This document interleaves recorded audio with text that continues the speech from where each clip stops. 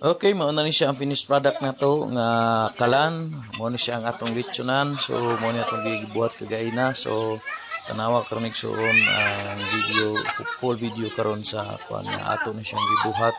Unsaon siya pagbuhat. Salamat. God bless. Enjoy.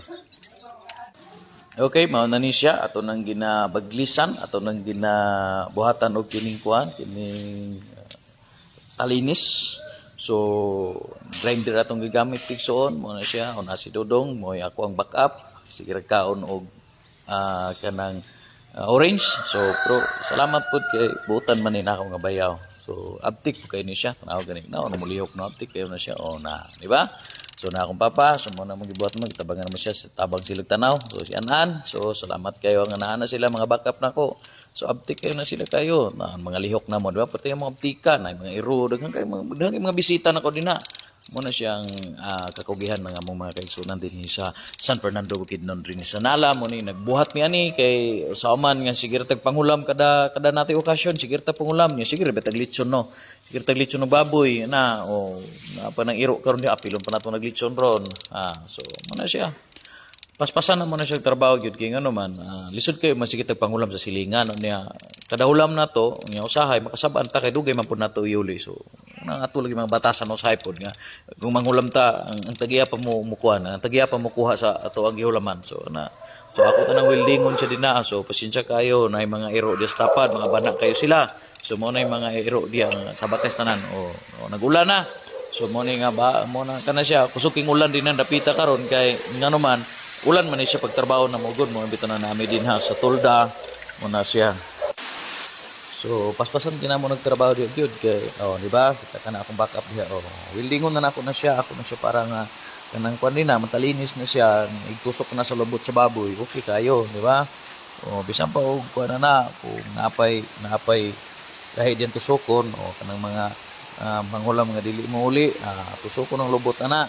So, muna siya iksoon, muna siya banata na mo diya, welding, pinapaspas na siya, kay, paano naman na siya, bispiras naman na siya sa celebration na to, sa atong Thanksgiving, third Thanksgiving celebration na to, din sa Sitio Nala, sa the Ecclesia of Jesus Christ, the King, din sa Sitio Nala.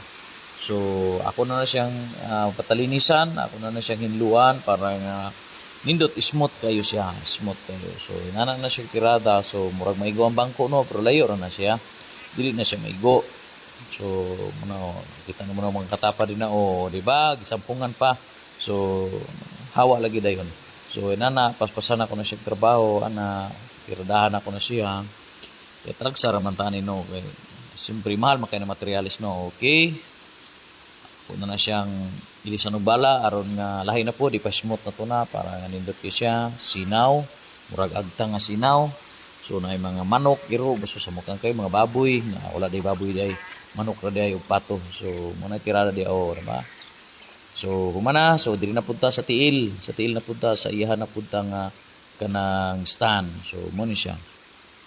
So gamit ako diha 1.5 nga tubo nga galvanized GI nga pipe. So 1.5 ang size niya na gauge 20 na siya. Okay, so mo ni siya atong gihimo niya. So inana man ang kinabuhi usay masipyat man gyud na ba? Inana man murag ikaw gud masipyat lang gihapon sa kapila na istoryahe. So ana ra kinabuhi na to kinahanglan ratang one step at a time lang ta. So, na ay pagkaon ng abot, na saging. Okay, paspasan ta ni siya, kay hapon naman ni siya. Alas 2, apit tabi na alas 2 sa hapon no. Napaspas ng mayo gyud, banata jud mayo, full weld na siya dina. Full weld gyud, wala sampung-sampung sa naong na, kay nagdali naman ta. So, tangan na to na siyang bris, para nga dili na siya matikwang ug patong. So, nanaramihan na. Okay. Nakakatirada diyo apilong gina ni aron iro ka na ron so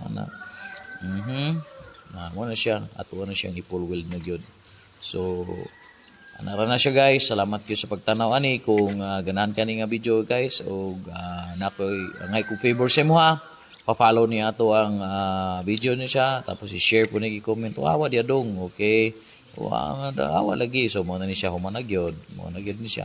Okay, di na punta sa ikaduha na pud nga project mao ni siya ang kalan.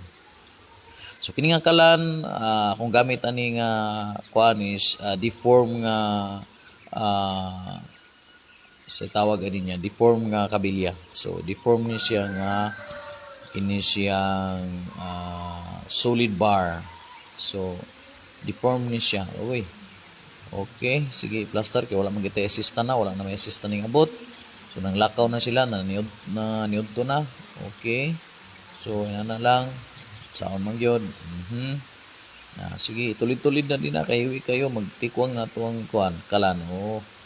Okay, mo na siya ang atong gimo 16 mm nga round bar, deform siya. So para gini siya sa mga dagko nga kalaha. So inana na siya. So i-plaster na to be. Tapos sukdan na to. Pwede ra. Okay, sige, paspas na to para mahuman na siya kay hapon na gyud. Alas 12:30 na gyud na siya. Alas 12:30 na. So alas 3, nya alas 4:30 o alas 5 maghalad na biya. Okay, si paspasi. Kaya ato na nang kuanon ron, ato na nang gamiton na ron kay mag-init naman tag tubig di karon. Okay, hawa di ero hawa mga ero. So sa mukal mga ero mga manok na pa manok. Kaya hawa mo dia. Okay, tapos na nato na siya ato ni butang ng babag dinhi. Okay, putlo na to.